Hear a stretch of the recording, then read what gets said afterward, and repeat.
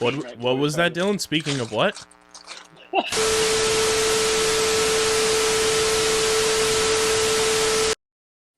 What is going on, fellow streamers? Welcome back to another episode of StreamerSZN, the exclusive TV and movie podcast on the Underground Sports Philadelphia Podcast Network. It's KB and Dylan coming at you. And Dylan, since you've been using your new device to record these episodes, I'm feeling super short right now because I'm currently in a dispute with the company who makes this chair, because we've barely had these chairs in the studio we haven't had these chairs in the studio for 2 years yet. And this chair is already like caving in. There's like a rip on it that I don't know where it came from, and they're giving me the hardest time. So I'm like, damn, I feel like Babu Frick right now. Babu Frick! We've got a lot to dive into this episode. A ton of content dropping today as we record this on Wednesday. Obviously, we've got Obi-Wan Kenobi episode 4. We're going into more of our Stranger Things anthology and breaking down episode 5 of volume 1 for season 4. I just did that in complete reverse order.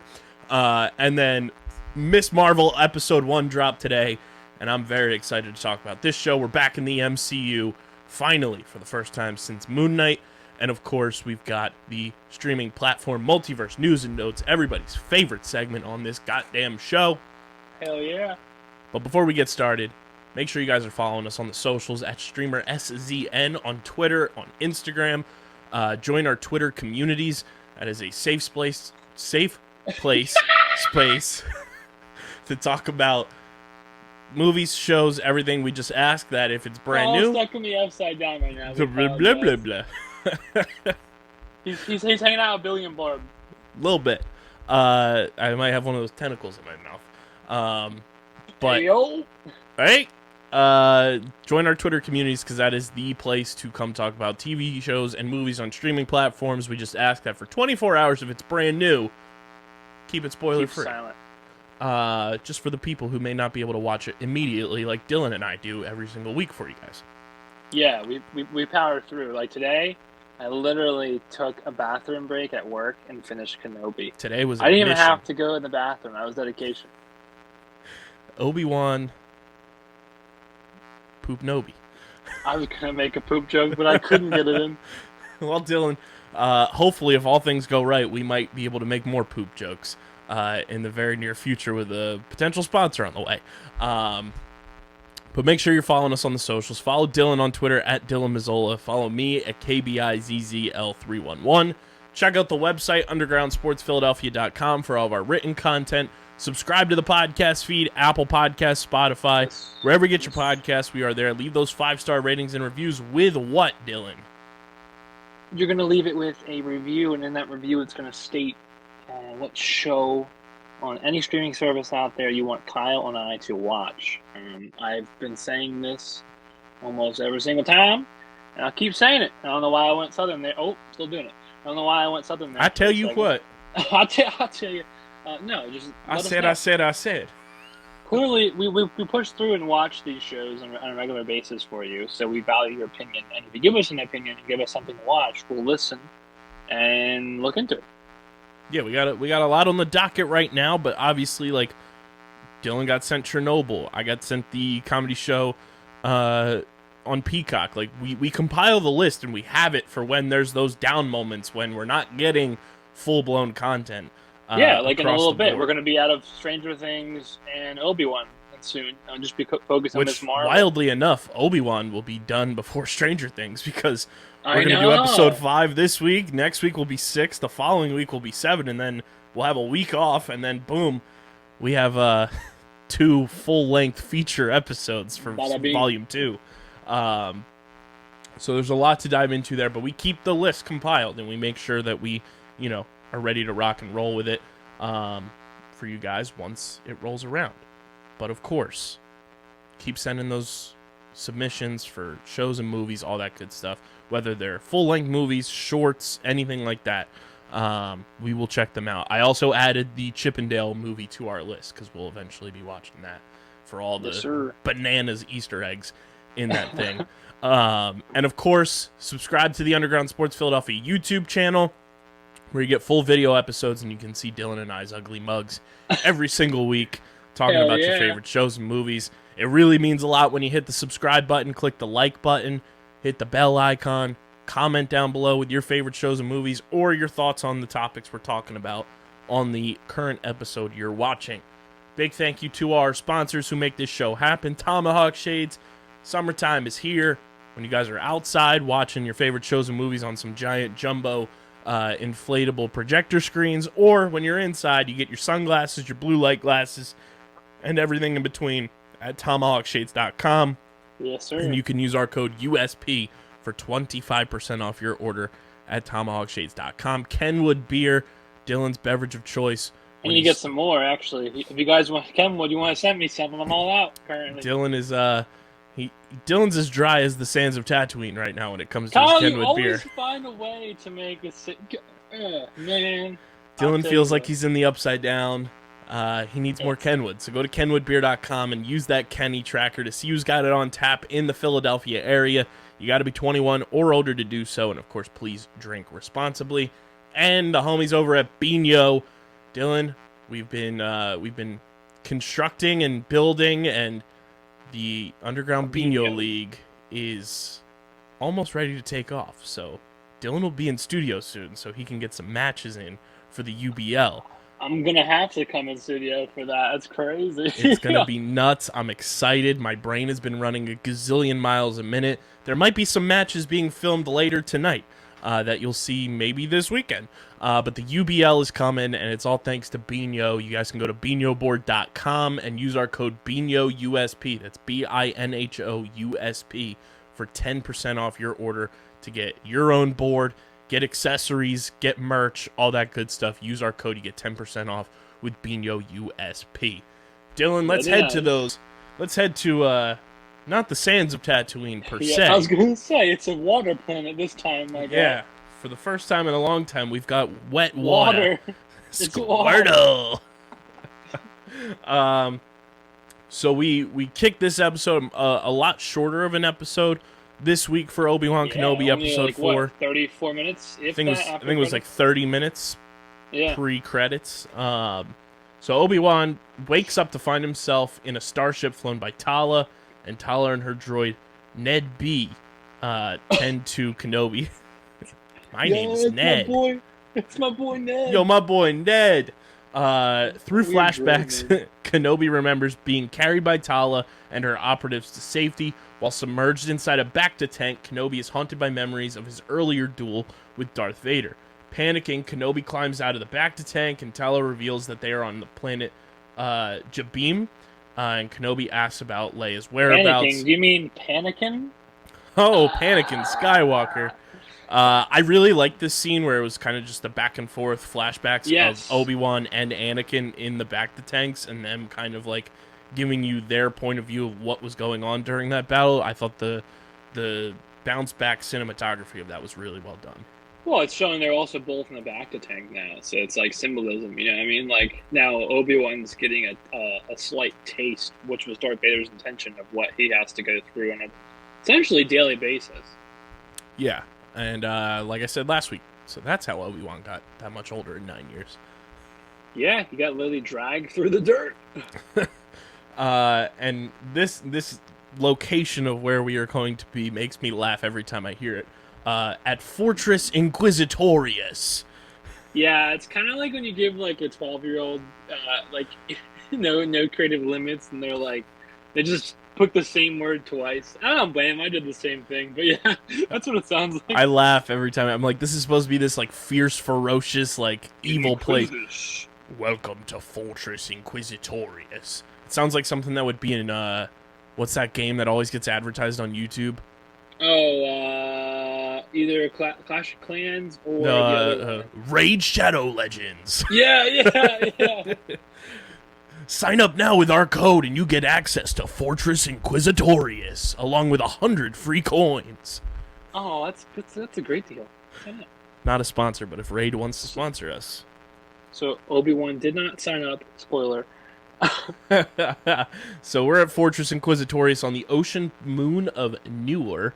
A defiant Leia tells her stormtrooper captors that she is the daughter of a senator and a princess of Alderaan, and the third sister Reva comes back in, which I thought this episode was once again incredible for Reva as a character. I really like her character. I will agree. I'm liking her character more as the show goes on, and that's the sign of good storytelling. And I like where her character's at right now, I guess you could say.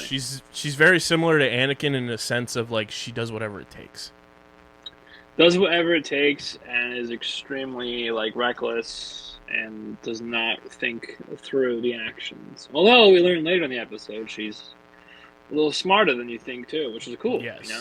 I give her credit for that. She enters the interrogation room stating that the Empire doesn't tolerate Jedi sympathizers, and she also claims that Kenobi is dead and that nobody is coming for her. So then, on Jabeam, Tala and Kenobi approach Roken. Jabeam! It's your boy, Jabeam! They had fun with the planet names this season. Yes. They approach Roken, who wants Kenobi to leave on the first transport on the grounds that he is putting them in danger. And Kenobi sees Roken's assistance is rescuing Leia, but Roken is unwilling to help.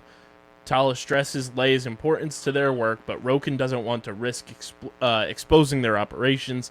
And Kenobi pleads with Roken, but he warns that he has no idea what the Empire is capable of. And Roken talks about the pain of losing his Force-sensitive spouse to the Inquisitors. Yeah, he fact-checks Obi-Wan right quick. Who do you think was his spouse? I think it was probably a nobody, unless they want to explore the character more. And it had to be someone who survived Order 66. Correct. Obviously, as well, so that narrows down the pool. Also, Roken was played by the one and only O'Shea Jackson, who came out on Twitter last week after everything that was going on with the actress that plays Reva and all the racist comments from the scumbag Star Wars fans, quote-unquote fans, and said, can't wait for y'all to see what my character does. And he does a great job in this episode. I really liked his character, and I hope he's involved more as the story unfolds. Great. Roken ultimately agrees to help Obi-Wan, and later he briefs he and Tala about the water moon of Nur in the Mustafar system. Roken's intelligence suggests that Lord Vader is still on his ship, but he believes that the Sith Lord is close. Roken's rebel comrades Wade Rassellian and Sully discuss infiltrating Fortress Inquisitorius with Roken, who describes it as the Inquisitor's command center and training facility.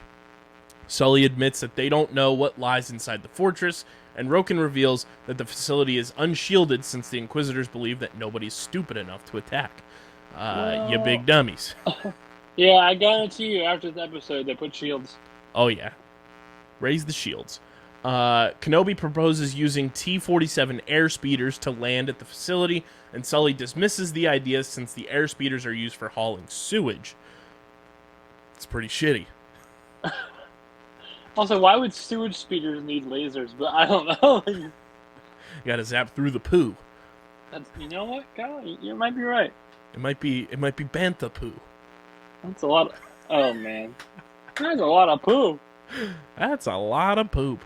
Kenobi is unwilling to abandon a child and volunteers to go alone, and Sully points out that Kenobi is still wounded. Tala volunteers to accompany Kenobi for the rescue mission, using her officer clearance to get him inside Fortress Inquisitorius. Kenobi asks if her cover is still intact, prompting Tala to reply that they will find out soon. We're going, as the real ones say, they're going to fuck around and find out. Yeah, that is what they say. They do be saying that. They do be saying it. Kenobi and Tala travel on Tala's ship to Nur, and during the journey, Kenobi reassures Tala that he will be alright while practicing with levitation. Tala says that some things take time to heal, and Kenobi responds that some things cannot be forgotten. Tala replies that he has to try since he cares about Leia. Then we go back to the interrogation, as Reva informs a handcuffed Leia that the Inquisitors intercepted a transmission on Balnab last year, which exposed a secret network known as the Path. The third sister explains that the Inquisitors uncovered another safe house in two systems, and she seeks Leia's help in locating other members of the Path.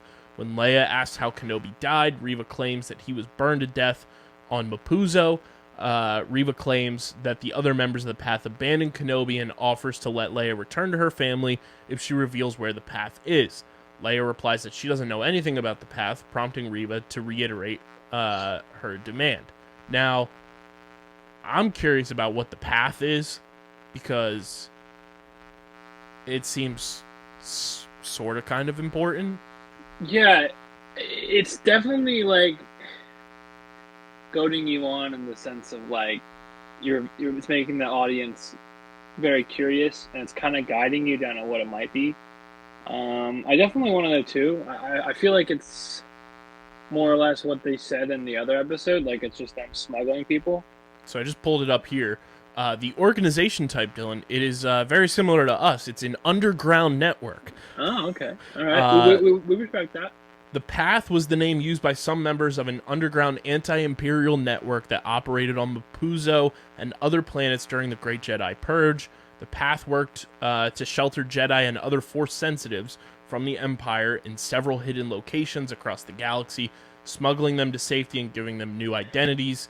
3 members of the network were Imperial Officer Tala Durith, the loader droid, our boy Ned, and then Jedi Master Quinlan Vos, who we talked about last week. Jedi Master Obi-Wan Kenobi and Princess Leia Organa of Alderaan were assisted by the network in circa 9 BBY, being granted passage to Jabeam. So that's what the Path really is. It's your boy Jabeam. It's your boy Jabeam. So that's the Path for everybody that may not know exactly what it truly was from last week's episode when we heard the name drop of Quinlan Vos, who a lot of people are potentially speculating might have saved Grogu from Order 66, but still a lot of things to dive into with a lot that's gone on in this show. But infiltrating Fortress Inquisitorius. Tala's shuttle lands in the fortress hangar bay, and she mingles among the various Imperial officers and stormtroopers and walks towards a checkpoint. When so questioned that guy's getting by fired, right? the sentries. Fired? He's getting force choked to death. Tala states that she has a Class C clearance and submits her cylinder. A security officer scans her cylinder, but denies her entry on the grounds that she is outside her sector. Tala manages to convince the security officer to permit her entry by threatening to report him to the Grand Inquisitor and claiming that she possesses classified intelligence. And I thought this moment was brilliant acting, just awesome badassery, and that dude absolutely, to stay on brand with the theme of this episode, pooped his pants. He definitely pooped his pants. The dude was, you could see the veins. He was like, and he definitely is going to get murdered after that. Once inside, she contacts Kenobi, who is swimming in the nearby sea with a breathing apparatus, and Tala guides Kenobi towards a port control, which she has overridden. Kenobi swims through the port entry and overpowers a stormtrooper sentry. He then enters the base, which Obi-Wan is just, he's known for breaking into these bases. He hands it down. It's a skill passed down generation to generation. So it's not his first time doing that with the breathing apparatus either. Not his first rodeo. Meanwhile, Reva does a mind probe of Leia, who remains defiant, and while Reva is distracted, Leia releases her droid, our old friend Lola. However, Reva catches the droid, and she reveals that she had a droid when she was younger, but that it was taken from her, just like everything else.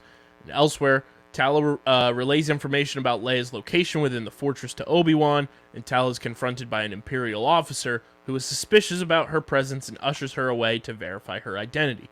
Tala leaves her comlink behind, leaving Kenobi to navigate the fortress alone, and when Obi-Wan eludes a patrolling seeker droid, the stormtroopers by hiding inside a shaft. After returning to her console, Tala contacts Kenobi with her comlink, and this draws the attention of the stormtroopers, but the fugitive Jedi uses the Force to distract them. Tala reassures Obi-Wan that she had some company, but that she's eliminated the threat, revealing that she has incapacitated said officer. Yeah, he's taking the dirt nap.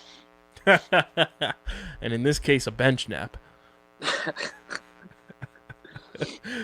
Meanwhile, Reva attempts to secure Leia's cooperation by claiming that the people she is trying to protect are not coming for her, and Reva tells Leia that she alone can save herself. Before reiterating her question, Leia pretends to cooperate, but asks Reva to promise that nobody will get hurt. She asks Reva if she can ask her father, and when Leia with Leia unwilling to cooperate, Reva orders the stormtrooper guards to prepare Leia for torture. Leia is defiant and vows not to tell her captors anything. And then elsewhere, we've got Obi-Wan using a pass to gain entry into a secure chamber whose doors are marked with the red Imperial symbols, and he discovers the remains of several fallen Jedi, including a youngling, and the stormtroopers fasten Leia into a torture harness while Leia cries for help. Yeah, that was pretty messed up, seeing them in wax form, almost like a wax museum. But could you recognize any of the ones that they flash to? I've only watched it once, so I'll go back and check the internet. So sorry about that, folks. But yeah, I only watched it once too. I didn't recognize anyone. I didn't know if they were gonna be like, "Oh, here's somebody," and confirm, deaths or show anything from Clone Wars or something like that, just in live action. But I couldn't really make out any of the. I think it was 4 of them that they showed, including that youngling. Killing younglings.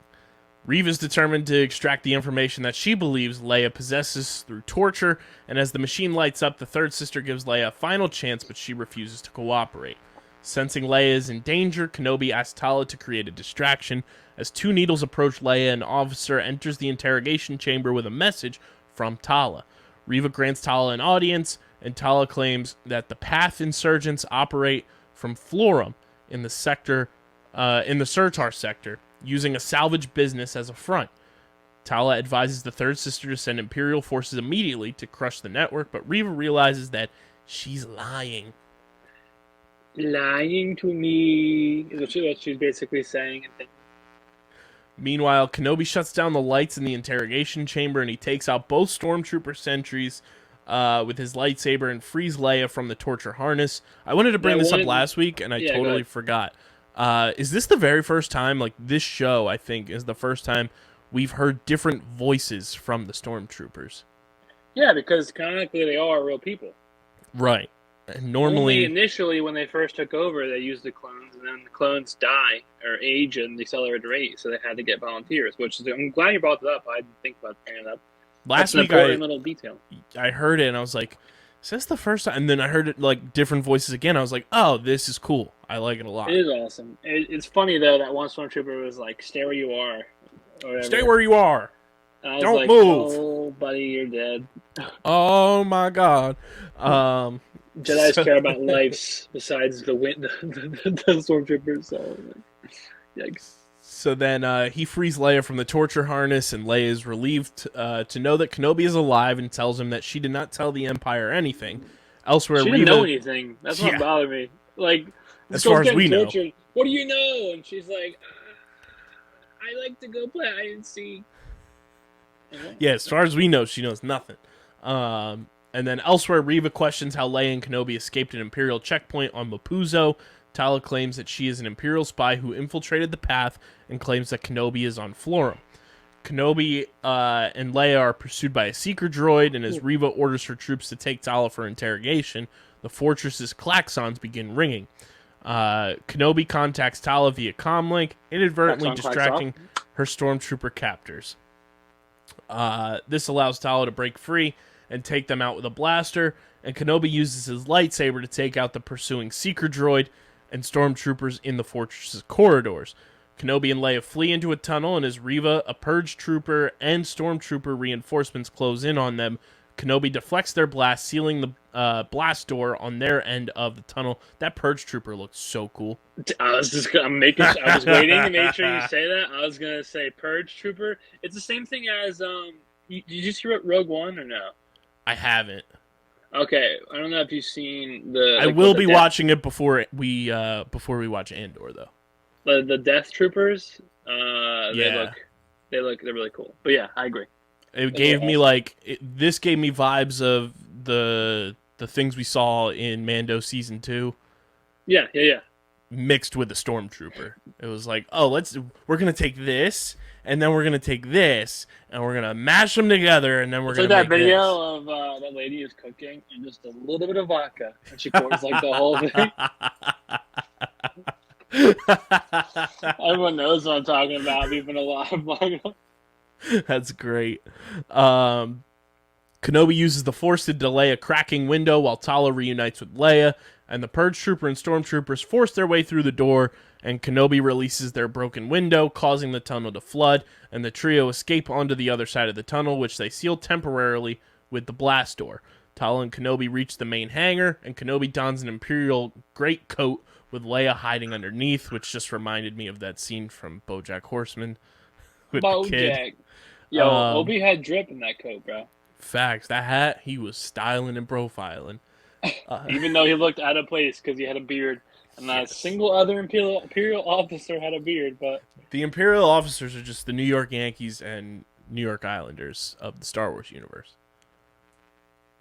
Yeah. Yeah. I do like how they're exploring... going off the voice thing again, one more tangent. Not tangent. I do like how they're hinting and exploring that and also the main character, like the woman who's defected. I like how it's exploring that just because they're in the Empire doesn't necessarily mean they're an innately evil person. Yes. Granted, if you're on the Inquisitus station, you might be an asshole. But like, my point is, like, the average Imperial, like, low-level officer or stormtrooper, that's just their job. I'm an Inquisitor, and my name is Anakin. Yeah. Certain ones, they're douches. It's alright. Meanwhile, Dylan's favorite Inquisitor, the fifth brother, orders that the Fortress Inquisitoris be my favorite. Down. The internet, it's everyone's favorite. I've checked the internet. Just canonically on this show. Yeah, that's true. He orders that the Fortress Inquisitoris be locked down, blaming the third sister for mishandling the situation. He's accompanied by the fourth sister, and before Tala, Kenobi, and Leia can escape, Reva and several Purge troopers and stormtroopers catch up with them, and she denounces Tala as a traitor to the Empire. Tala replies that she was never who she was, and Reva then says that she will die for nothing before motioning for the assembled Imperial soldiers to shoot them. Before the Imperials can carry out on their execution, a pair of T-47 air speeders strafe the Imperial forces on the platform. Tala, Kenobi, and Leia take advantage of the chaos to flee, and Tala and Kenobi gun down several stormtroopers and a mouse droid during their escape. It was a massacre. Yes, they were firing their lasers. Let's just say there's a lot of widows after that scene. Tala and Kenobi gun down several stormtroopers, like I said, and Sully lands her airspeeder and evacuates Tala, Kenobi, and Leia. Reva attempts to pursue them, but Wade distracts the Inquisitor by exchanging fire with her as the airspeeder Wade flees. got too cocky, bro. Reva uses the Force to hurl a rectangular explosive at Wade's airspeeder, causing it to explode. Sully is devastated, but flies away. The fifth brother scowls at the third sister before walking away. And then later on, a furious Darth Vader meets with the third sister, fourth sister, and fifth brother. He force chokes Reva and levitates her, and Vader wants to kill her for her repeated failures. However, Reva manages to save her life by revealing that she has placed a tracker on their ship, and she promises that the Empire will soon uncover the location of the Path Network and Kenobi. Vader decides to spare Reva, and the fifth brother protests, reminding them that the base was almost destroyed. And Vader warns Reva that he will not tolerate any more mistakes, and Reva reassures him that the tracker is properly secured and that they will be able to track down the Path fugitives. Yeah, I give her credit. More badassery from Darth Vader. Oh yeah, it was awesome. The scene of him like power walking essentially to go discipline his disciple. You have failed me again. Yeah, it's just iconic villain, not even Star Wars villain. And it's good for Reva to have put in or replaced the tracker. And you learn in a second what Kyle was from Trill say. You learn what she made into the tracker. Yeah, because I was confused when she said that. Me too. When did she put a tracker on? I was like, no, you didn't. You're lying. I was like, you are lying through your teeth. You are bullshitting Darth Vader to his face. I respect the bullshit, but we didn't see nothing. Oh, man. Meanwhile, Sully's airspeeder is picked up by a larger ship, and Roken asks where Wade is, And Sully replies that they are now all soldiers before sitting to grieve her comrade's passing. Tala offers cocky, bro. I'm telling you. Tala offers her a drink while Kenobi sits beside Leia, and Leia extends a hand to her rescuer. And let's just say Sully was down in that drink too. I don't blame her. Leia's droid Lola beeps and glows red, and then we cut to the credits, and that is exactly where our tracker is. It's in the droid. That was a wild mini plot twist that I didn't see coming. Give me Darth Vader. I'm gonna keep liking the show, so yeah. I think the biggest question now that I have from this episode, knowing that they're off to wherever they're going to, I forget where, are we going to see Quinlan Vos in this show? We have 2 episodes left after today's episode. Because he's part of the path, and it seems like they're trying to, emphasize, what the path is almost. I feel like we might get Quinlan Vos next week. We might. Hopefully it's not just a one-timer, because if Darth Vader's hot on the trail, yikes. Big ol' yikes. Yeah. And no, that'd be awesome. I think we're going to get a live-action Cal Kestis. That was also a preseason speculation by a lot of people, and I think we brought that up when we did our expectations for the show. The other thing I have is, we've said this a couple times since it happened. I still don't think they're retconning Rebels, but with 2 episodes left, we've got to see the Grand Inquisitor show up again. So I saw something about that, and I concluded in my own opinion. So apparently his race of alien has 2 stomachs. Okay. And he looks really skinny in Rebels. So, my dumbass, and I found someone on TikTok that agreed with me, I thought, well, if you get stabbed in one stomach and you're used to eating like a hobbit, eating 2 stomachs worth of food, you're going to thin down. You're going to look more bony and more like depressed and more Sithy. So maybe that's their way of like not going Rebels accurate, is because he got stabbed in the stomach, loses the ability to have 2 stomachs, has to get some Sith droid modification, some torturing, because he failed, and then he, gets skinnier. That's awesome. Yeah. Obviously, I haven't seen Rebels yet. Yeah. But I've seen like what the Grand Inquisitor looks like in Rebels. He's much thinner and a little bit different. Yeah. That would be awesome. Especially since this week, like, Tala brings up the Grand Inquisitor. Like, he's got to be out there somewhere. Or maybe he got thinner because, like, maybe my theory is a little bit wrong, but, like, they had to modify him, and the way they modified him, they, like, put, like, maybe, like, part of his tummy is, like, robot, so that made him taller, but at the price of being thinner. Either way, I think it's something in that ballpark. That 2 stomachs thing is very, very interesting, and it wouldn't surprise me one bit if, like, even though Dave Filoni's not, like, truly part of this show, if it wasn't like, hey, here's this, use it later on. It just slides the card. I like that a lot. Yes, sir. But I do feel like we got to see him at some point. Yeah, I think it might just end with him, like maybe in not even next week, like the final episode, it might show him in like a back to tank himself, or maybe it ends with him, or maybe the season, like I don't know, they'll definitely be a cameo of some sort. He's just in a back to tank next to Darth Vader. No, why am I blanking on his name? Babu Fried? Our guy that allegedly got murked at the end of Book of Boba Fett. Oh, the Timothy Olyphant. I forget his Star Wars. Cobb Vanth? Is it Cobb Vanth, right? It's something. No, it's Cobb Vanth, right? It's something Vanth. Cobb Vanth, Kyle Vanth, Bob Vanth. No, what is his name? It's Cobb Vanth, I thought. Not Cobb, the blue guy. Oh, Cad Bane. Cad Bane, yes. Because we just saw him laying on the street at the end of Book of Boba Fett. That'd be kind of cool. It's like, oh. Because Cad Bane was in Rebels, right? Yes. He's also in Bad Batch. So, who knows? Could be interesting there. Could be interesting. You are correct.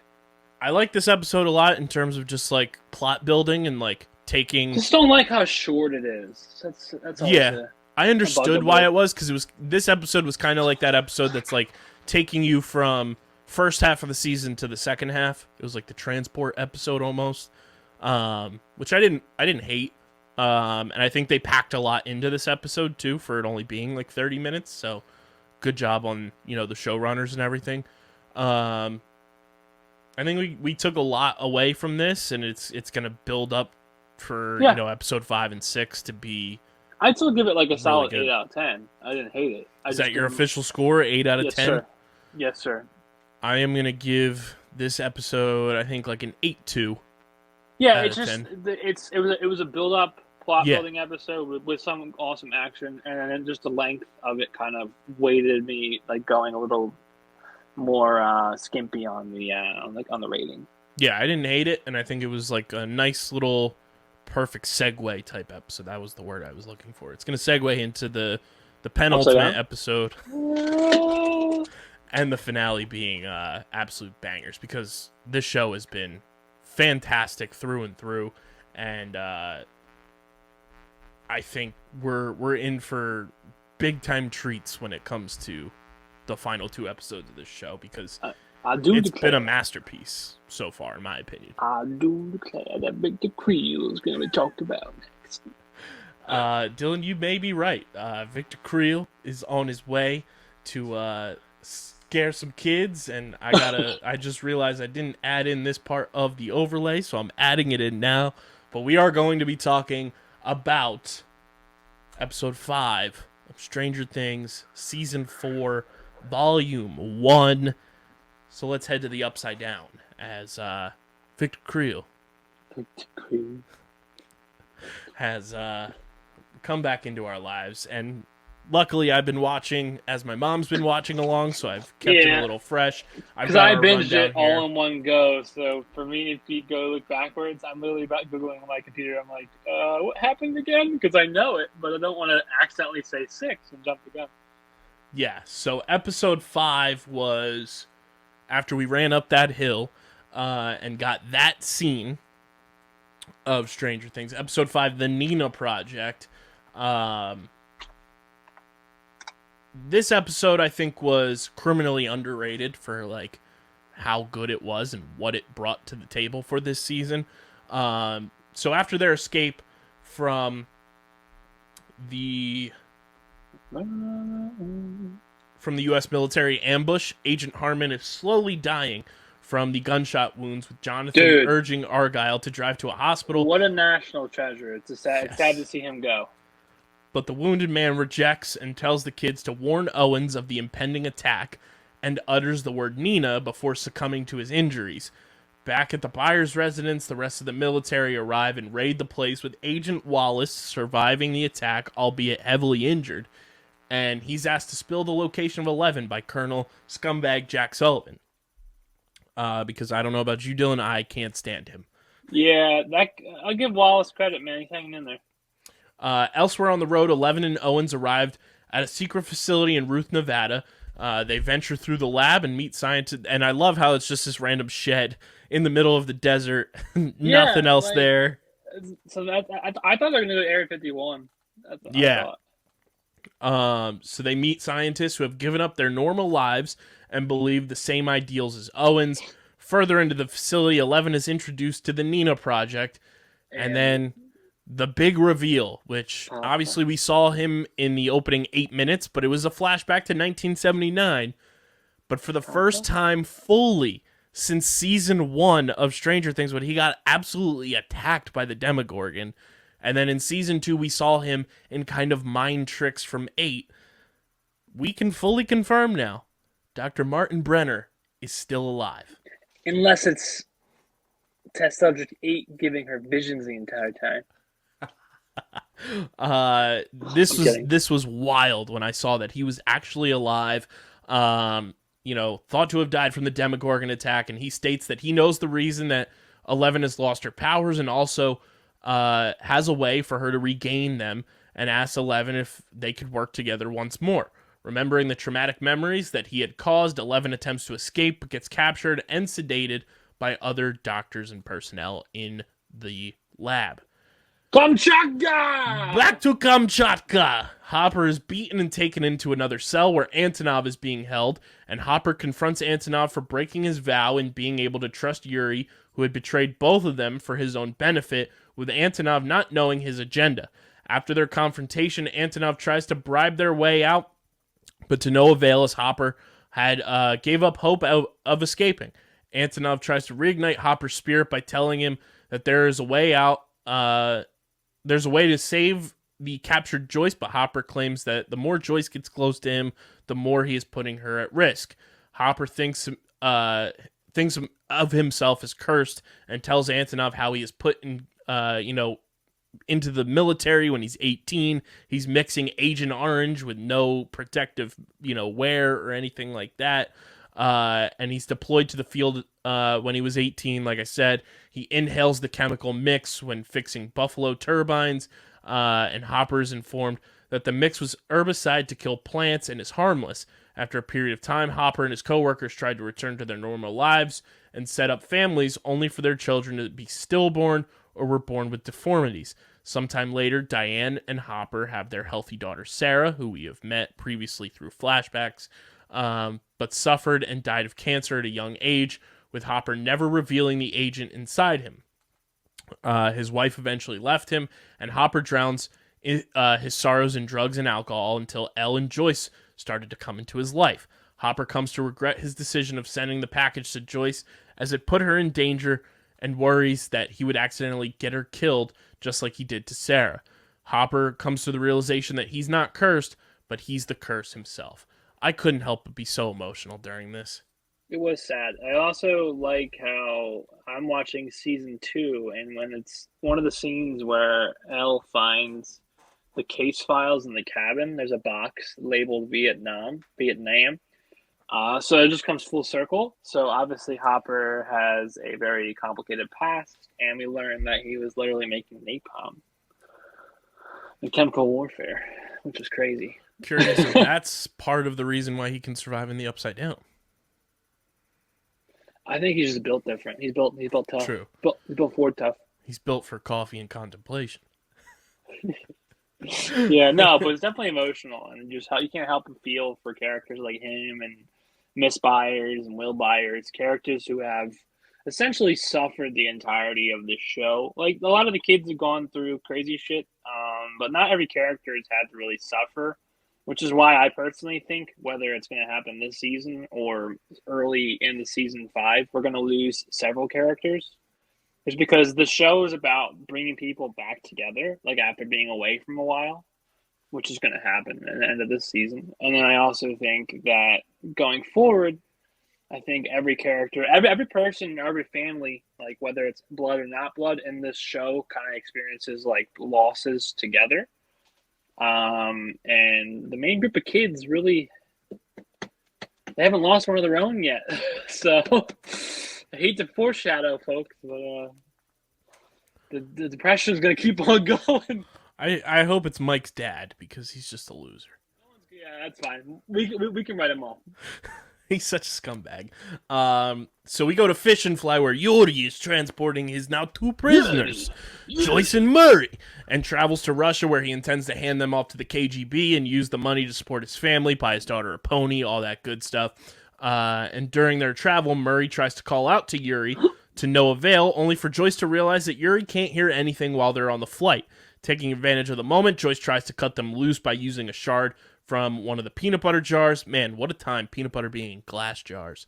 Yeah, that blew my mind. With the pair formulating a plan to take Yuri out. Their escape is foiled when a peanut butter jar rolls beside Yuri and holds Joyce at gunpoint, but Murray manages to free himself and fights Yuri, with the former knocking the smuggler out. I love the Murray karate. is a champion of karate.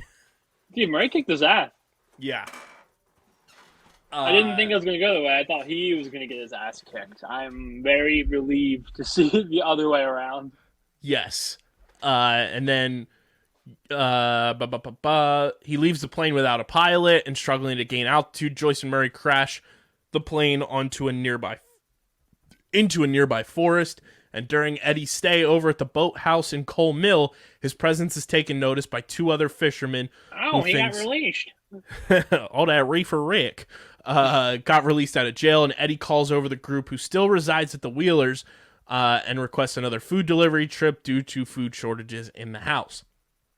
Back at the Wheelers' residence, Max draws several pictures which depict the nightmare that she had been trapped in by Vecna, calling back to what Will did back in season 2.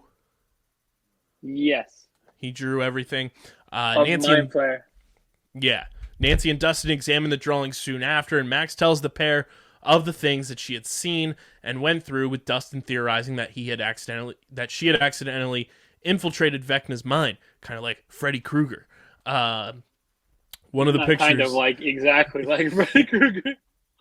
One of the pictures captures Nancy's interest as it depicts a stained glass window that she had seen before, and Nancy begins to piece together the pictures and draws the outline to reveal that it is the house of Victor Creel, albeit in pieces. Finding the next lead, they proceed to wake and inform the others. After being sedated, 11 is put back into her room in the Hawkins lab and reverted back to her old appearance. She tries to escape the facility but winds up in the Rainbow Room, where all the other children are playing, with a friendly orderly reminding her of the activities. 11 tries to leave, but is back at the room, with the same moment repeating over and over, while other scientists monitor her outside after 11 is put into Nina. Owens realizes that she is rejecting the Nina program and has concern for her safety, with Brenner reassuring him that they will find a way within the simulation. Stopping at an automobile junkyard, Mike, Will, and Jonathan bury Harmon's corpse, with Argyle panicking that they should report it to the authorities, and Jonathan sends him to get high in order to calm his nerves. Mike and Will reflect of the past and recent events, and Argyle tries to pay respects to the agent by writing a tombstone, but finds the pen not working. Seeing this, Mike remembers that Harmon had given him the pen before he died and pieces together that the pen contains a memo which details a phone number. Back at the Munson trailer, Wayne is visited by the agents, who proceed to examine his house and find an ooze crack in the ceiling where Chrissy had perished, and is asked to relocate. At Chrissy's funeral, the residents of Hawkins express their grief with her session when her session is attended by Jason and the basketball players, with Patrick now seeing the grandfather clock and its chimes in the back room. After the funeral, Jason and his team discuss on how the Hellfire Club is hiding the culprit, with Patrick thinking that the matter should be handled by the cops. Jason brings out the list of places that the club had been to, with one of the members mentioning that someone had been in Reefer Rick's home as spotted by the neighbors. Reefer Rick! Not him! The other day, and assigns each location to other members. After being informed by Nancy of the discovery, the group arrives at the Creel house and investigates the surrounding areas while leaving the bag in the main hall. And when Steve did that, I was like, son of a bitch, something's going to happen here where they need that backpack. Max finds the actual grandfather clock that is frequently present in her hallucination. The group decides to split into groups of 2, very a la Scooby-Doo, and search the entire house for leads, with neither of the groups noticing the chandelier turning on at the lobby. After 11 tries to escape with no prevail, she notices the younger image of herself through the mirror in the Rainbow Room, and is indirectly informed by Brenner through the speaker that 11 buries the memories deep after a traumatic incident, and tells her that she has to live through the memories again in order to find a way out. Having left with no choice, she proceeds to remember her first fragment of the lost memories, and in one of those memories, 11 and 15 other kids are trained to move the lights in a circular manner using their mind, with 11 struggling on the exercise as other kids thought she is a waste of time, especially by 2. Suddenly, 11 is traveled back to that fateful day in 1979 where the massacre took place, which causes her body to go into cardiac arrest, with Owens commanding the scientist to remove her from Nina. Finding a phone booth alongside the road. Shout out to the Arkells. Who the fuck uses a payphone? This guy, apparently. The California group dials the number only to hear random sequence of noises, and Will realizes that they are not calling a person, but they're calling a computer. Realizing that they need a hacker, Mike plans out a trip to Salt Lake City, Utah, to meet up with the one and only Susie Bingham, who contributed... That's the first time I get to see her in person. Yes. Who who contributed in closing the portal and destroyed the Mind Flayer during the events in Starcourt Mall in Season 3. Sometime later, Eddie spends his time in the boathouse and notices that Jason, Patrick, and Andy had tracked him down to Reefer Rick's place, and the boys investigate the inside of the house and discover traces of Eddie's cooking, and Eddie frantically calls Dustin, only for no one to answer it back, as the walkie-talkie is left along with the bag in the main hall of Victor Creel's house. Victor Creel! Investigating inside the house, Steve discovers jars contained of Black Widows hidden beneath the grate in the bathroom, which makes that theory from New Rock Stars about Black Widow the movie and Stranger Things being connected all that much more real. So then, elsewhere in the house, Lucas and Max discover lights flickering, with other lights soon to follow. Nosferatu. Oh, man, he always be turning the lights on. Late at night, the group gathers around the flickering chandelier and conclude Vecna is in the room. Nancy formulates the plan and spreads everyone around the house with their flashlights turned off. Robin gets a hold of Vecna's trail, with Steve leading the group after picking up the trail again and head toward the attic. Back in Cole Mill, Jason notices that they have not checked the boathouse and goes out to investigate. That attic's gonna mean something in Volume 2. I feel it. They go investigate the boathouse with Patrick, and he takes notice of the missing boat as Eddie paddles it to the middle of Lover's Lake, and Eddie attempts to start the engine but fails as the boys go swimming after him. Man, imagine if they were on the swim team when we were in high school. Yo, they were flying. It, they were going. And at the attic, the group gathers around the single flickering light. Just died, Kyle. Squirtle. Dead now.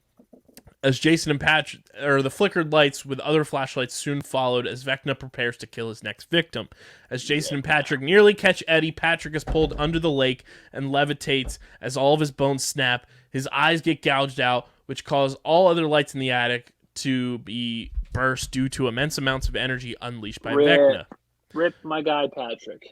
Back in the facility, Eleven is brought back to life by other scientists after her first attempt in the Nina, and in near death. And 11 smacks Brenner in the face using a defibrillator and tries to escape again, only to be stopped by the guards. But 11 manages to unleash a powerful telekinetic force and knocks other guards unconscious. Brenner approaches 11 with her attempting to use it again, only for it to not manifest. Brenner gestures to 11 to come back with him, which she willingly accepts to regain her powers fully. That gate closes, and then we cut to the credits. I love this episode. I think I liked it too. It packs so much into the hour and change that this episode was, with 3 different plot lines pretty much, where you have everything going on with the Nina project, everything going on in California. Actually, it's 4, because you have the California kids, you have, our Scooby-Doo adventure group in Victor Creel's house, and then you also have, everything going on with Eddie and the basketball team. So there's 4 plot lines going on in one episode, which I think is absolutely, 1, difficult to pull off, and then 2, they pull it off masterfully. And it's kind of just building up to what we'll be talking about over the next couple of weeks, but the storytelling in this episode and the plot building is so well done. Yeah, no, I definitely agree. I like the episode. Like I said, R.I.P. Patrick. This is where things start to get real. When they already were real, but what do Kyle they get? Said, 4. Do they get 4 to 7? Creel? They get Creel. I like that. Things just really start to hit. And all in all, it's a good episode. I give it probably. Do you recall what I gave last week? I've been in the 8s. Yeah. I'm just gonna say 8.5. Yeah, I like this episode. I'm giving it an 8. Especially with the reveal of Brenner being alive, full blown confirmed. A cool little, whoa! That's holy shit. Yowzers. And I like the Scooby-Doo team up crew. I think is really, really fun. All right, I gotta say something now before I forget it.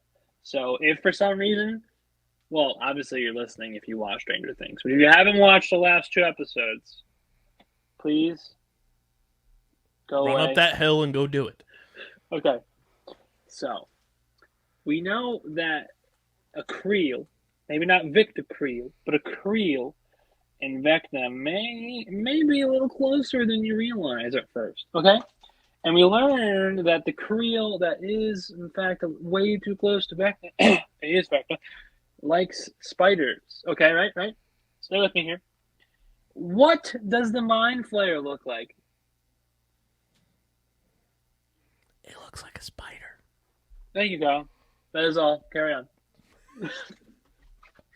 I had to get back. I was just thinking about that when I was reading the synopsis and stuff. I was like, yo, wait a minute. Hold up, wait a minute. Yeah, I think this episode is like massive in terms of just like what's also going to happen in the future, even in the episodes we haven't seen yet. I'm very excited to see where things get, and obviously we're going to be talking about episode 6 next week, and then episode 7 the following week. So if you haven't watched the episodes yet, get on those things. That was Victor Creel. Oh no! Dong. But it is now time to enter back into the Marvel Cinematic Universe for Miss Marvel, Episode 1. Kamala Khan is here. This show, in my opinion, is going to be super, super fun. We said last week on our like predictions segment for this show, we had zero expectations because we didn't know what to expect. Yes. Dylan and I's quote-unquote knowledge of Miss Marvel comes from the Champions run in the comics. We never read the full-blown Miss... I liked what they did, though, this week. I don't know if you saw this, Dylan. I think it was the official Marvel account or Disney account. It might have been at D23 on Twitter. They tweeted out an article of everything that you should read and watch or play video game-wise. That's awesome. Before watching Miss Marvel. And I thought that was a really cool touch, and I hope they do that going forward for all the rest of the shows for new characters and stuff, because I think that's important for the casual fans of Marvel and like the people that are only watching the movies and shows to kind of get a backstory of like what they're diving into.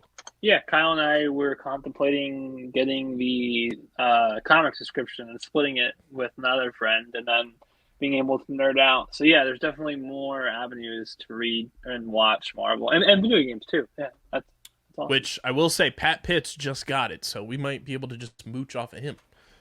Oh, did he really? Yeah, he told me yesterday he just got it because he wants to dive more into like the lore of stuff. And that's cool. And for a man who never watched half the movies. Yeah, who just binged through everything. Except a Marvel guy. I told him, I said, you got to watch Daredevil before you watch Hawkeye. And he's like, well, I did this thing where when Disney Plus did their update for the parental controls, I accidentally turned the parental controls on. So there's no way for me to undo it. I was like, here, call this number and tell them to unlock it for you. I love that. So episode 1 of Miss Marvel, which will be a 6-episode series on Disney Plus. Episode 1 titled Generation Y, spelled W-H-Y. Synopsis of the episode: Kamala Khan, she's a 16-year-old high school teenager and a fangirl of the Avengers, particularly Captain Marvel. And this show kicks off with the coolest animation, like drawings and stuff like that. And turns out Kamala Khan is a YouTuber.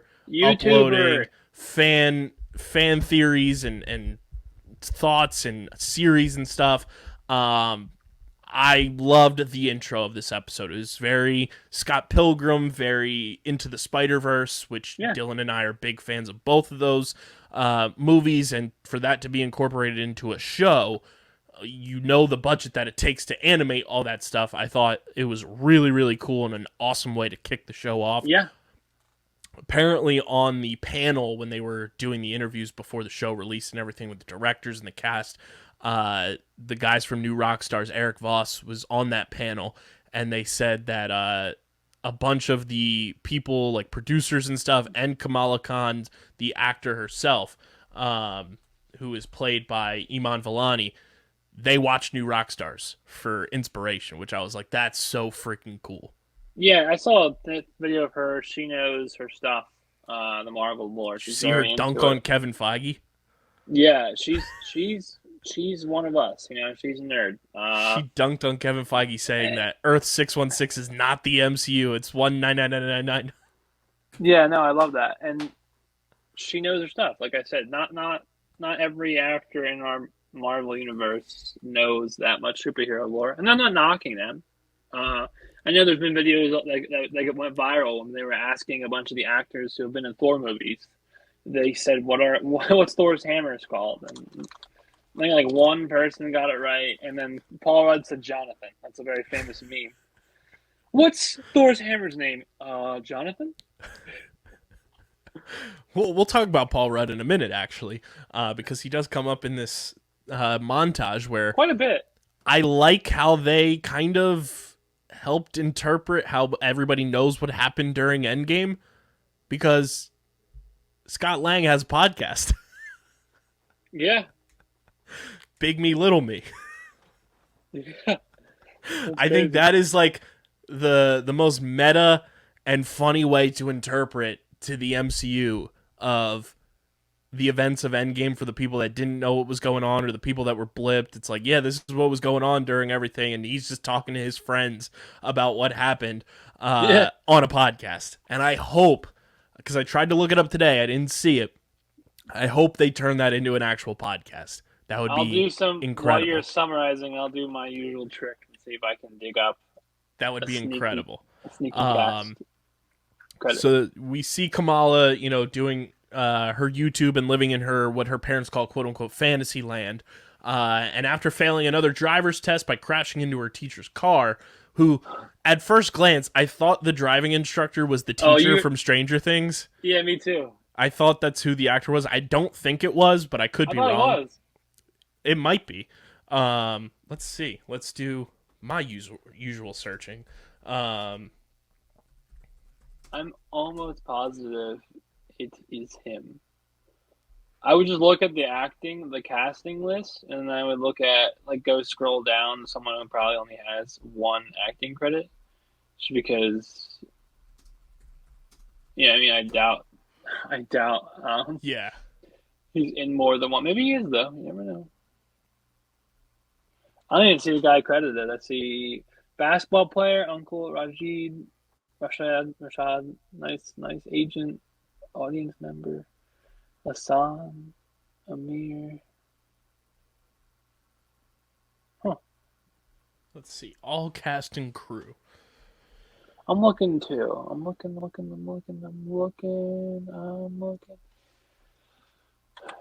If we can't find it soon, we gotta go back to what we were doing. You can't leave the folks hanging for too long. But I am curious.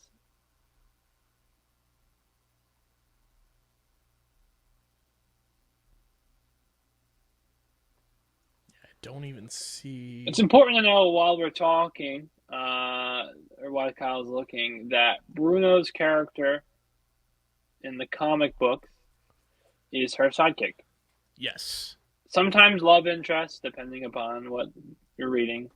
But, everyone gets their sidekick, and that's her sidekick. Yeah, couldn't find that, but if we do find it, we'll tweet it out. Because I did see a lot of parallels between Stranger Things and Kamala Khan, and the way that this first episode was interpreted, which was very fun. So Kamala and her best friend Bruno Corelli create a plan to attend Avengers Convention, AvengerCon, which apparently Kevin Feige has plans to make into a real thing, Dylan, which means we will absolutely be going to AvengerCon. Yeah. What are you cosplaying as? Something bald. I don't know. I was going to say Bane, but I was like, wait, that's DC. MODOK? Well, funny you say that. Well, that's pretty much the streaming platform Multiverse News and Notes that we'll talk about in a little bit. But while avoiding Khan's parents' strict rules, Khan receives a package from her grandmother of old junk from her mom, but is enthralled by a golden bangle. She takes the bangle to the convention, intending to use it as part of her Captain Marvel cosplay. As she prepares to get on stage, Khan puts on the bangle, which grants her the ability to shoot energy constructs, causing havoc at the convention. But as soon as she puts it on, she kind of falls backwards, and then we fall into this purple cosmic plane almost, where we see a bunch of shadowy figures and eyeballs, which immediately gave me Ancestral Plane, Duat type vibes. Yeah, it was cool. Which makes me think this bangle, I don't know if this is what you thought, Dylan, but when I saw that happen, this bangle might have, family ancestral lineage where it's coming from her grandma. Her mom was not very privy to her having it. It's like, go put that in the attic to her brother. I feel like this could be, something that gets passed down, and her mom, like, maybe had it and didn't like what was happening, because we saw in this episode too, like, Bruno gets a bunch of food from Kamala's mom and gets it in like 10 seconds, and there's like 4 platters. That girl got speed. I'm wondering if her mom has superpowers that she's kind of just suppressed. She was fast. So we get her causing havoc at the convention. Bruno rushes Kamala home, where she is lectured and grounded by her mom. And then, a whole bunch of fun stuff. Her dad dresses up as the Hulk, which I loved. That was awesome. That was funny. Great. And it's kind of like you said earlier, it's a coming of age show. She's 16. She's one of the young Avengers in the comics. She's one of the champions, which is a lot of fun as well. Very fun comic series that I recommend everybody go read. Before we get to the mid-credit scene, what were your biggest takeaways from episode 1? It's first of all, it's an easy watch. That's why Kyle's explanation and summary of it was pretty short. Like, it was just typical high school. She's struggling a little bit. She's creative. She's different. She wants to do an interest. Parents say no. Goes to the interest anyway. Typical high school thing. She says later. Also, really funny when they spy on the Easter egg, on the camera thing. Yes. One of our parents says, "Oh, Kamala's not here or in her room. The brother's gone." I'm like, "Oh, turn that off, girl!" Oh, snap! You're about to be traumatized.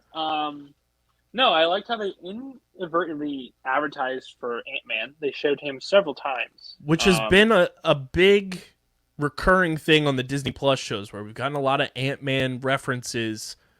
I think that's by the design, where Ant-Man has done the worst, I think, box office wise. Like, out of the main heroes, like Thor, Captain America, I guess not Hawk movies, because I don't know what they gross, but like I think even Black Widow might have did better. Doctor Strange did well.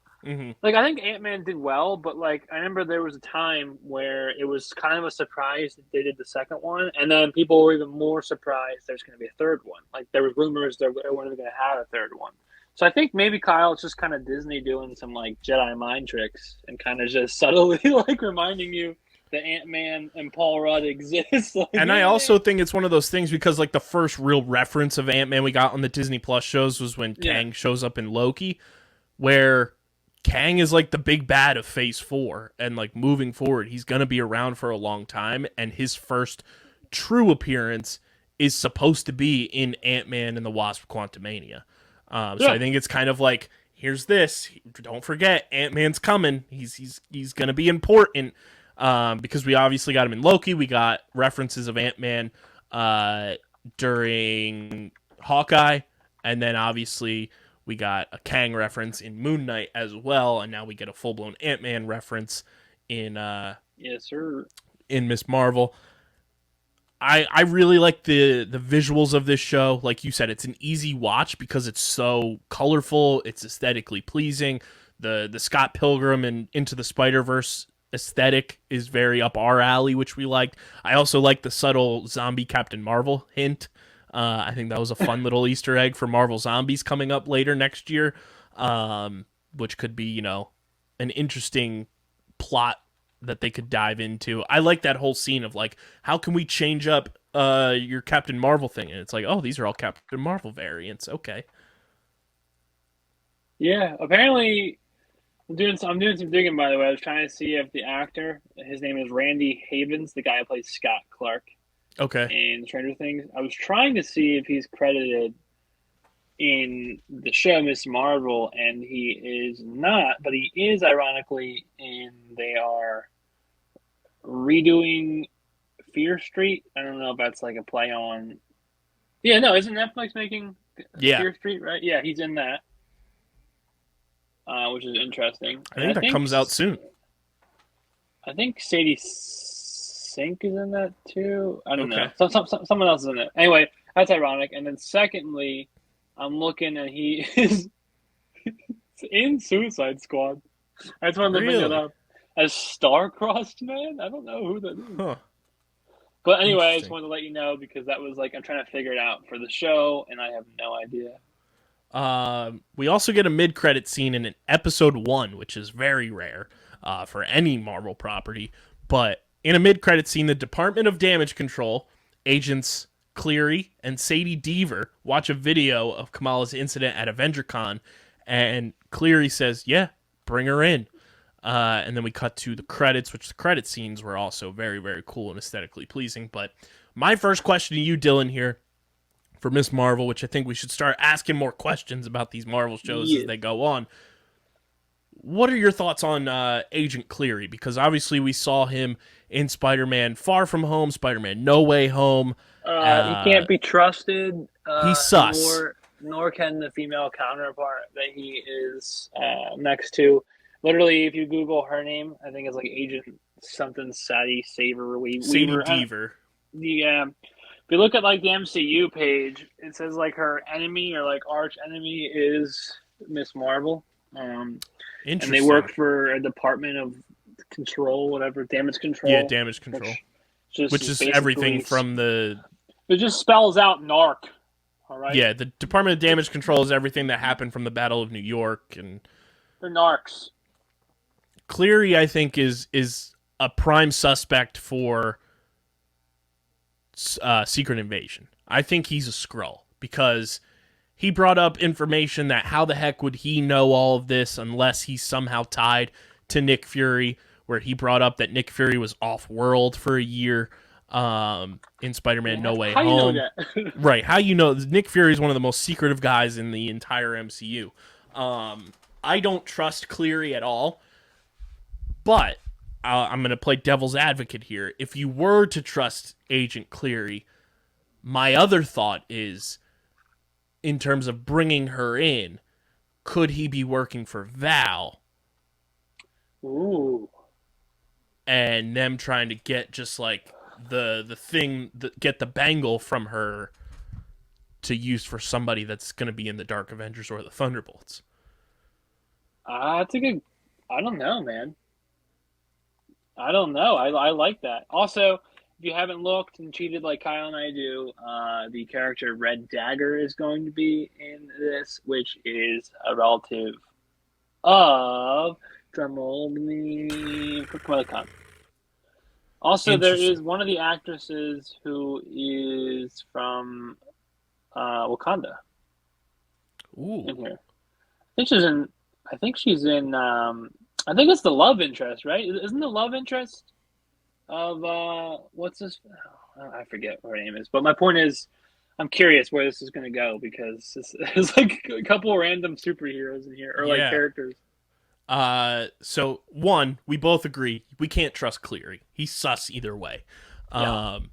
And the fact that he's being brought up in episode 1, I think, is going to be an ongoing plot piece for this series. Number 2, Dylan, what did you think of her powers coming from the bangle and how they? I don't hate it. I think it's creative liberty to do something different. For me, I'm not going to rate this that high. It's not going to be like low. I think it'll be my lowest score to date on the show. Well, maybe not. But my point is, like, I still don't hate it. It's just not my cup of tea so far. But in terms of her powers, I do not hate that creative liberty, and I actually applaud them for trying to do something a little different. I know, like, the hardcore comic book nerds are like, Where's her stretchy are powers? caused by mist in the comics. Mist. Which I saw something from New Rockstars that they brought up, which would, I think it was MT. He said that, Kevin Feige brought up that whole point of like her powers typically come from the Terrigen Mist. And he said we're not at that point in the MCU, and kind of implied yet. But wouldn't it be cool if like this presenting of her powers, where it is kind of like this like hardened glass situation of the expanding, limbs and everything. right there. Where it's like, this is what happens while she just has the bangle, but in order for her to get like the stretchy limbs and everything, if they want to go that route, they might not even go this route, but this would be cool. She already had the stretchy limb in this one. Right, but it was still kind of like in that glass form almost. That's true. That's true. Where, what if she needs the Terrigen Mist for it to like kind of like form to her like or DNA. like have the powers without the bangle, the bracelet. Yeah, which I think would be also very, very cool. Yeah, no, there's definitely some like ways they can go about it, and I hope they explore it more. I will say though, excuse me, it's getting pretty hard from Marvel's standpoint, and it's not that it's not their fault. It's just comics. It's so hard to create a comic universe or like a live action universe off of comics, because A, the source material is never going to be the same, and it's impossible to be, and B, because there are so many famous comic book lines that end, and it's like it's its own like Earth. So it's like for the MCU, for the live action MCU to be concurrent, they obviously have to keep a bunch of heroes. Like you can't do the Deadpool line, which Deadpool kills all the Avengers. You can't do the one where Frank Castle kills all the Avengers. You can't do the one where the whole world's engulfed by zombies, and that's our MCU. You know what I mean? So they have to kind of which they are probably going to do, but in an animated form. Yeah, and I'm saying it's. I don't think Marvel will ever go away. I just don't know how much longer the main continuity line's going to go, because they're kind of exhausting a lot of major points. Like they've already glanced on Thanos, and they've already did Civil War, but there's a second Civil War in the comics. So that's something we could explore. So, but like, you get what I'm trying to say? I'm not trying to be like a madman tinfoil hat. I'm just saying in terms of like large events, there's only a couple left that would like fit with the heroes they have left. I'm just happy to have another superhero, possibly superheroes, looking at the cast list introduced. I also like the Muslim and Pakistani representation. Mm-hmm. I'm sure people who are from the areas of the world and practice that kind of religion and like way of life are happy to have like to be able to basically look at see themselves. You know what I mean? Like that's which has been the cool part about this phase of the MCU. With the characters they've introduced, like we've had Kamala Khan, we've had, Mark Spector and Stephen Grant as Egyptian and Jewish.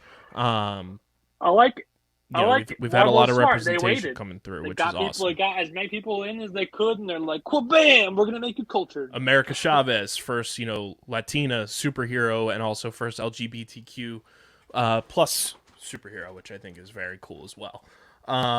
I like this episode a lot. It has me like intrigued and like my brain running for the first time since like I don't even know what show, because there's so many unflipped stones so far, which I like. That's true. This episode was directed by Adil and Bilal, and I mean they are also going to be directing the finale, and then we also have Mira Manan, who will be directing episodes 2 and 3. And then Charmin Obaid Chinoy is directing episodes 4 and 5. So this show's going to run us to July 13th, which is very exciting. So we'll have this through the summer. And then, what would you rate it? This one, I'm going to give it not like too high since it is a pilot, but I really enjoyed it. I'm going to give it an 8.3 out of 10. Just because I think there's brother, our scores are going to be so different. There's some parts where it's just mystery, which I like, and it kind of gets your brain flowing, and that's going to be the fun part about us covering this show. And again, I've said it a number of times, the Scott Pilgrim Into the Spider-Verse aspects of things, I think are going to continue, because that's just Kamala Khan's character, and I'm excited for where this show's going to take us. Yeah, sorry, Mike Miller's barking in the background, trying to not get that picked up. If it does, I apologize for anyone listening. I have a crazy dog. So I'm going to give the episode a 6 point. 6 point. Geez, Miller. My God, it's crazy. It's Miller time. It is. No free ads. 6.8.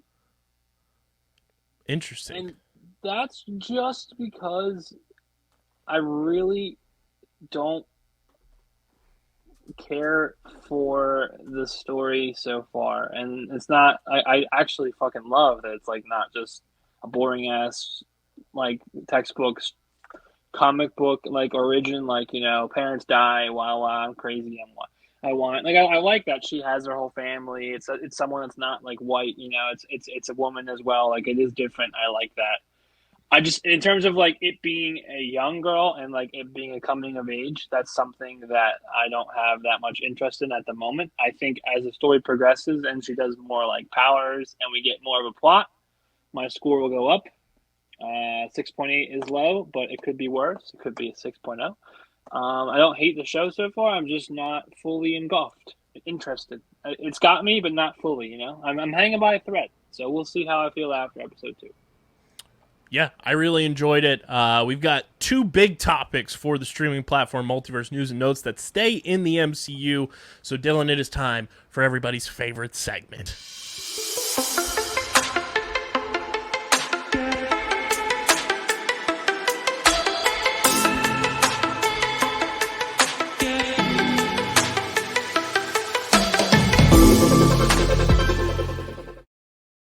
It is the streaming platform Multiverse News and Notes, brought to you by the homies over at Pickup. You guys can go to playpickup.com, start playing the hottest headlines in sports, rack up points on your fan profiles, cash them in for prizes. Playpickup.com. Dylan, I don't know if you saw, but we got a release date for I Am Groot. Oh, we did? Don't mind me, folks. If you're watching the video, I'm just stretching. I have a cramp. He's stretching his limbs. I Am Groot will be released on Wednesday, August 10th. It is the next show in the span of the MCU catalog. But Groot? A few things to take away from this. I Am Groot will have 5 episodes released all at once on August 10th, which is the first time a Disney Plus show has ever done that, where they are releasing multiple episodes on one day. And allegedly, I Am Groot is a collection of animated shorts that surprisingly, they're not MCU canon, allegedly, but rather, as Guardians director James Gunn explained, they are canon to themselves. Okay, so that intrigues me. Then it might take some creative liberties then. Yeah, so while this news took fans by surprise, that's not the only way Marvel and the galaxy's favorite Flora Colossus are mixing things up, as they are going to be setting that new precedent of releasing multiple episodes on one day, which I don't know if that's going to pave the way for the MCU as a whole in the future, but it is only 5 episodes, so that'll drop. We'll have 5 episodes of I Am Groot to talk about later this summer, because the following week is when She-Hulk drops, so it'll be back-to-back there. But animated shorts for I Am Groot, and I'm just intrigued because saying that it's not canon, James Gunn has been on the record saying there's going to be an important character introduced in this show.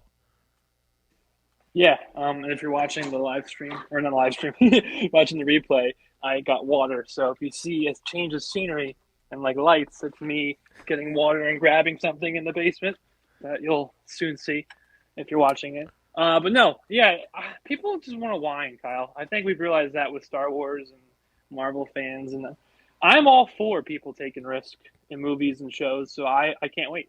Do you think it's going to change the model for Disney Plus to release multiple episodes on a single day for MCU stuff? That's a good question. I don't know the answer to that. I think maybe not. I guess it depends upon length on the show. Of shows and like if they're canon and if they're canon in terms of affecting like the live action movie. Yeah. The other piece of news that involves the MCU and the DCEU, I sent you this the other day when I saw my jaw drop. Kevin Feige allegedly had talks about joining the DC universe as their head of, everything. That would be sick for him to be able to have 2. Well, it would be him. This was a while ago, but it was him leaving Marvel to go work for DC. Oh, well, yeah, I mean, but have to. I'm sorry. I mean, like, being able to be accredited for, like, starting 2 universes. Which would be nuts. Since the DCEU is in flames right now, let's be honest. Yeah, 100%. If that happened, what do you think would have happened for the DCU? How do you think it would be different, the same? Well, he would have. So him and his companion like to do like a story. Oh, shysters! I just dropped my phone. He likes to like build stuff up. So my point is, I think he would have built up a Justice League, but like a legit one, like some of the side heroes, like like the big guys, like Batman, blah blah blah blah. Because the interesting part about why he almost left is because his former partner, who I don't believe works for Marvel anymore, is Marvel CEO Ike Perlmutter. Before Captain America Civil War, there were creative differences where Perlmutter is rumored to be wanting to cut costs, famously not wanting to pay for Robert Downey Jr. to be in Civil War. And he was not sold on the idea of diverse superhero films, such as Captain Marvel and Black Panther, which created frictions, and Feige eventually won, giving him complete control over Marvel Studios and reporting only to the top Disney executives. But, like, the fact that you didn't want to introduce two iconic Marvel characters in the cinematic universe because you're so close-minded and it's like, oh, I don't know how it's going to be shut the fuck up. Ike Perlmutter, you're a bozo. But I mean, the fact that Kevin Feige, it just kind of asserted his dominance and was able to win over the Disney execs and everything like that. He did this. Bot right on the table. I think with Kevin Feige, obviously he's going to have a Star Wars movie later on this year or next year, which I'm very excited about. But I'd be interested to see his take on a number of the DCEU projects, more specifically our favorite Dark Knight. It would have been fun to see him kind of interpret Batman. Just to see someone have like a plan, because like the current DCEU, just when it seems like they're getting the plan, it all comes falling apart, and that may be due to the fact that one of their actors is a fucking psychopath. But valid. But nonetheless, it's like there feels less of a plan and more creative differences, where at least the MCU, everything connects. Mm-hmm. Sometimes it feels a little cheesy, but most times it does feel linear and it does make sense. So and we've seen the fun stuff that, cool. People who work for Marvel, a la our Lord and Savior James Gunn, when he touches things in the DC universe, they work. And I think that's also a credit to him being able to work alongside Kevin Feige, where we see the masterpieces that come from James Gunn, and Peacemaker was incredible. The new Suicide Squad was incredible. And I feel like more of that would happen if you had people connected to Kevin Feige working on the DCEU. Yeah. Completely agree. Let us know how you feel about Kevin Feige, what you think would have happened if he went to DC in the YouTube comment section or on the Apple Podcast reviews. Make sure you're following us on Twitter and Instagram at StreamerSZN. Follow Dylan on Twitter at Dylan Mazzola. Follow me at KBIZZL311. Check out the website, undergroundsportsphiladelphia.com, for all of our written content. Subscribe to the podcast feed, the YouTube channel, all that good stuff. Leave the 5-star ratings and reviews. Click the like button, the bell icon, and leave us those recommendations. Let us know how you're feeling about Ms. Marvel, Obi-Wan Kenobi, Stranger Things. Let us know, or else I'll take this wand that I just found on my desk, Harry Potter wand, and I'll do one of the spells that I don't remember if you don't leave us recommendations. And, of course, big thank you to our sponsors, Tomahawk Shades, Kenwood Beer, and Beano Board. You can check out everything involved with them in the podcast notes and the YouTube description. Go support our sponsors because they support us big time. This has been another episode of StreamerSZN, the exclusive TV and movie podcast for streaming platforms on the Underground Sports Philadelphia Podcast Network. For my fellow Cowabunga boy, Dylan Mazzola, I'm KB. And until next week, keep running up that hill.